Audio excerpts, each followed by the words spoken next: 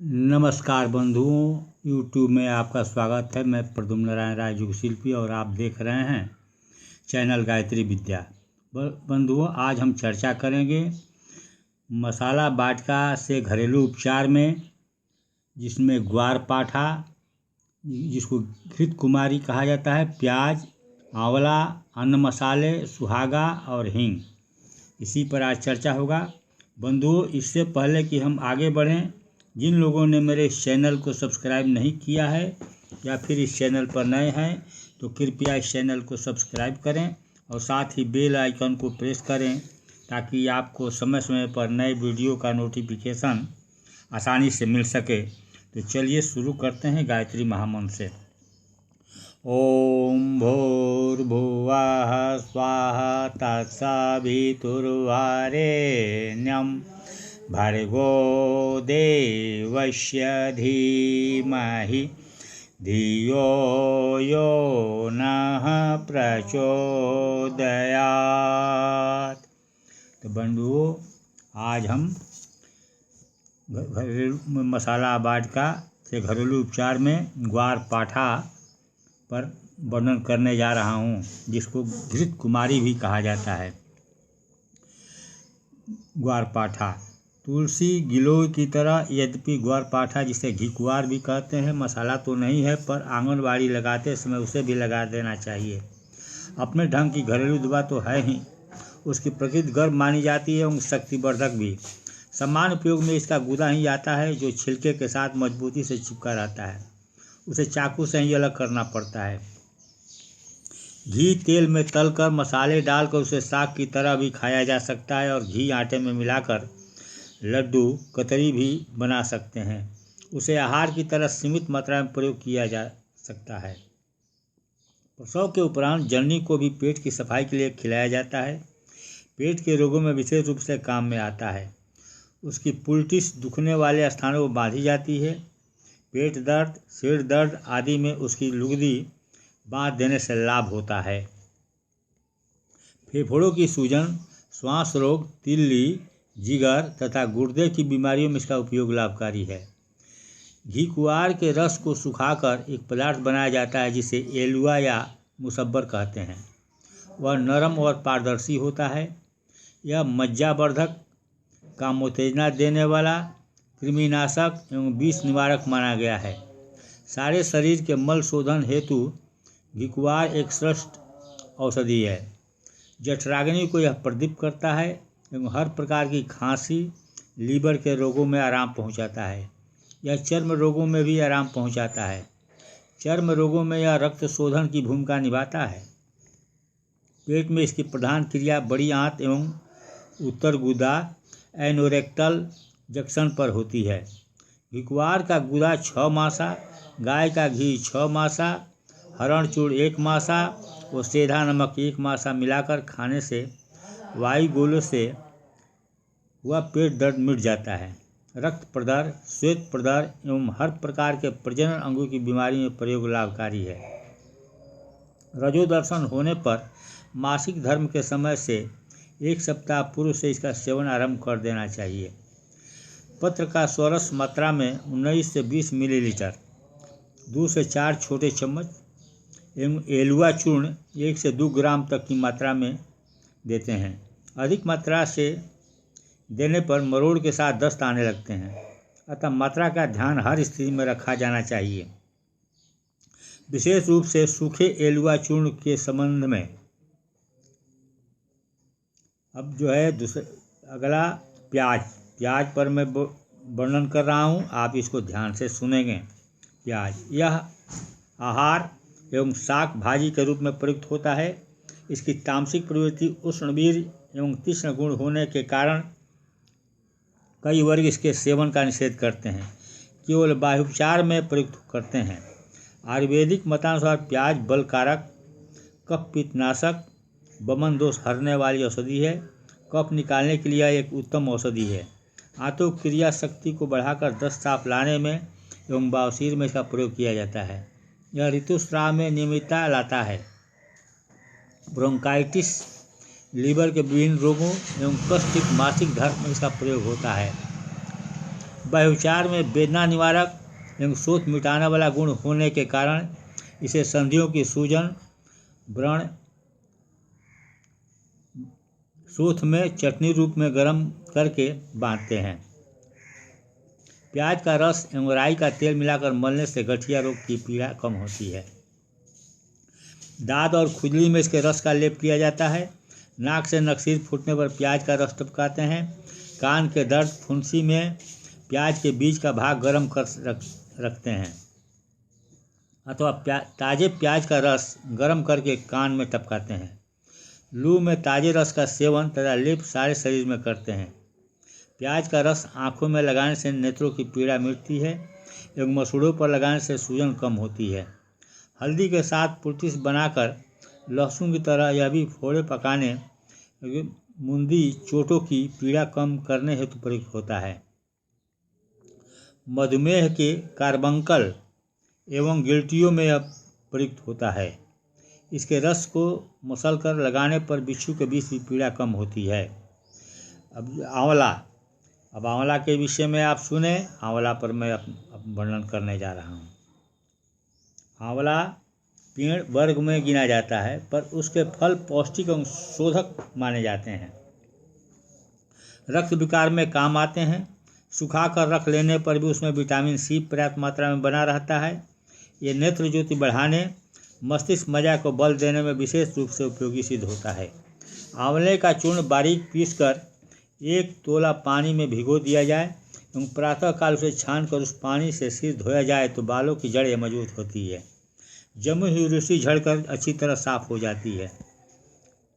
नींबू की तरह आंवले की खटाई भी स्वादिष्ट तथा गुणकारी है। उसमें आम, इमली जैसी खटाइयों से होने वाली विकृतियां उत्पन्न नहीं होती। भुने या उबले आंवले का पानी बनाकर लू लगने की स्थिति में लिया जा सकता है। आंवला आमाशय की अम्लता को कम करता है, अतः अम्ल पित्त, पेप्टिक अल्सर, 1/2 चम्मच से 1 चम्मच चूर्ण की मात्रा में एंडेसिड की तरह बड़ी सफलता से प्रयुक्त होता है। अनुपान जल होता है। मधु के साथ सवेरे शाम देने पर बवासीर में भी लाभ पहुँचता है।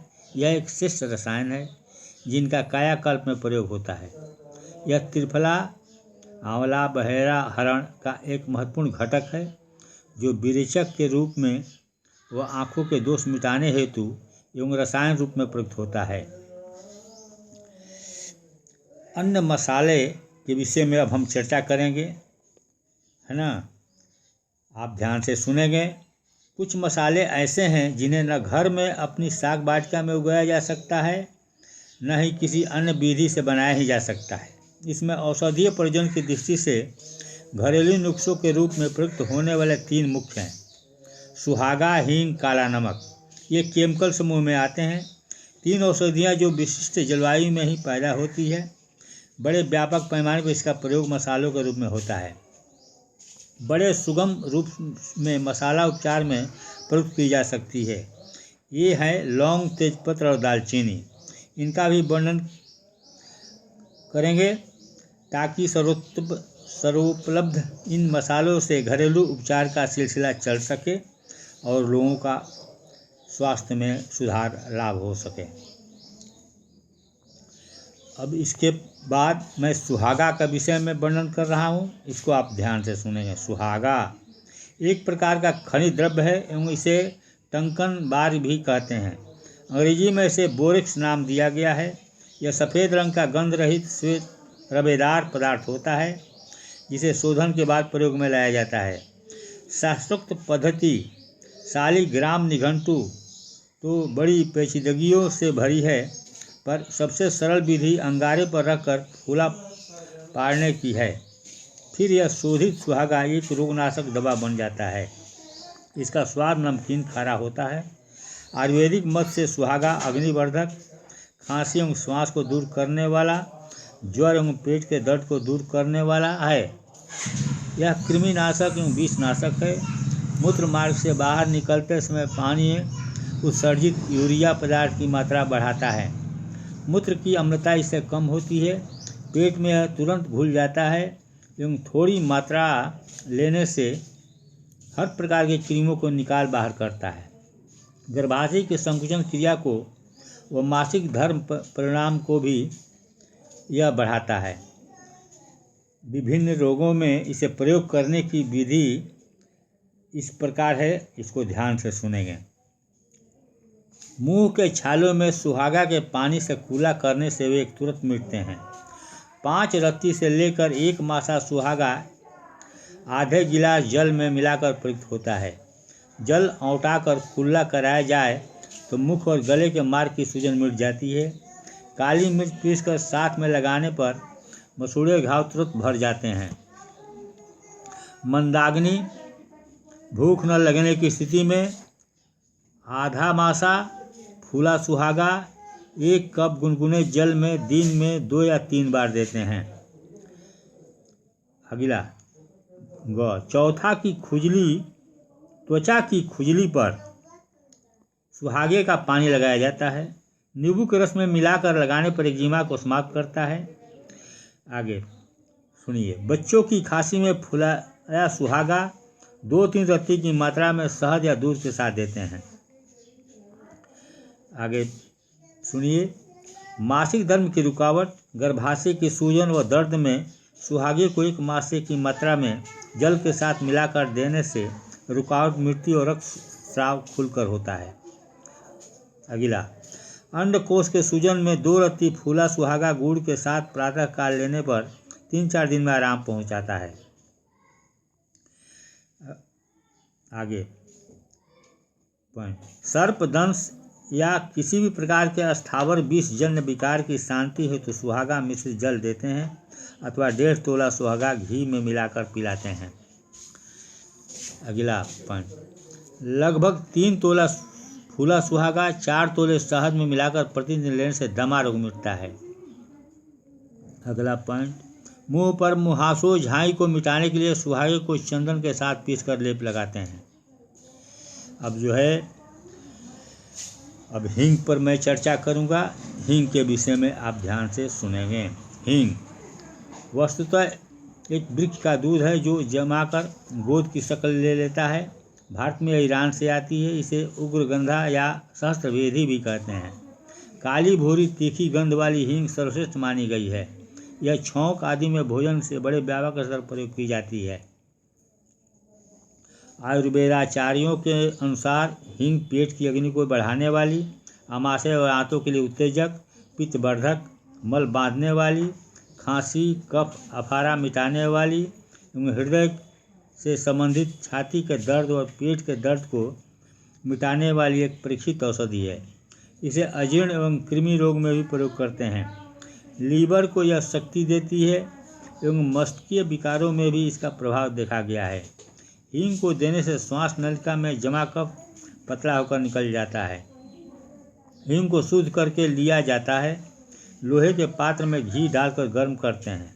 लाल होने पर उतार देते हैं। पेट का फूलना, दर्द, अपच एवं कृमि रोग में हींग 2 से 6 रत्ती तक की मात्रा में अजवाइन और घिकुआर के गूदे के साथ देते हैं। आंतों में अल्सर होने पर इसके पानी का इनेमा भी दिया जाता है।